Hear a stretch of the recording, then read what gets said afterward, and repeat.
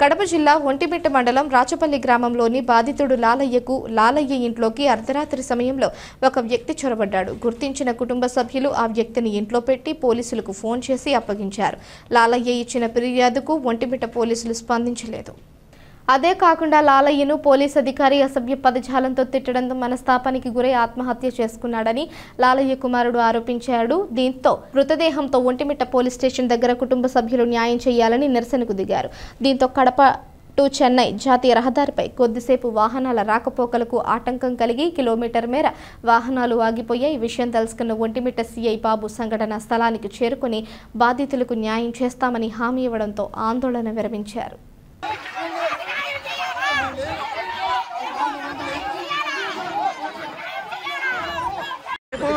Pilot గారు లోకమాన్య తిలక్ నుంచి కడప నుంచి లోకమాన్య తిలక్ నుంచి చెన్నైకి పోయే దారిలో ఒంటిమిట్టకి మండపంపల్లి మధ్య దారిలో ట్రైన్ పోయేటప్పుడు అతనే ఆత్మహత్య చేసుకోవడం జరిగినది.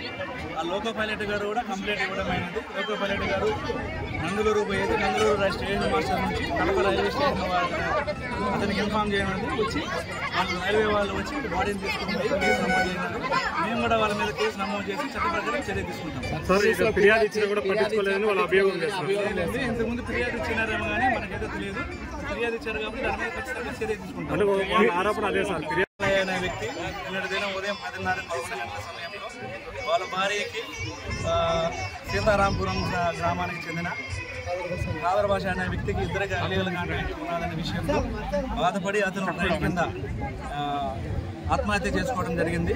దాని మీద కాదర్ భాష మీద మరియు వాళ్ళ భార్య మీద కఠిన చర్యలు తీసుకొని వాళ్ళకి చట్ట ప్రకారం చర్యలు తీసుకుంటామని హామీ ఇస్తున్నారు. రాచపల్లి గ్రామం ఒంటిమిట్ట మండలం సార్.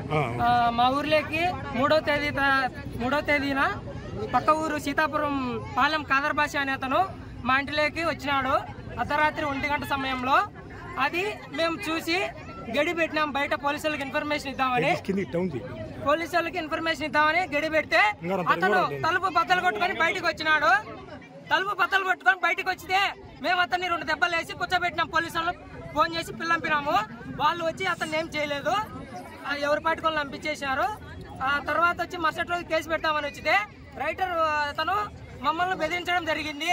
కేసు తీసుకోవడం లేదు, లంచం పోసినారు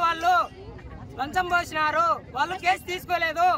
మాకు న్యాయం జరగాలి సార్, మాకు న్యాయం చేయండి. నిన్న మళ్ళీ ట్రైన్ కింద మా నాన్న బెదిరించినాడు. అతన్ని మందలించినప్పుడు పట్టుకొని మా ఇంటి దగ్గర అతను మమ్మల్ని బెదిరించినాడు. నాకు అత్యంత చూపిస్తా చూడండి అని బెదిరించినాడు. నిన్న 5వ తేదీ తారీఖున మా నాన్న ట్రైన్ కింద పడినాడని మాకు తెలిసింది.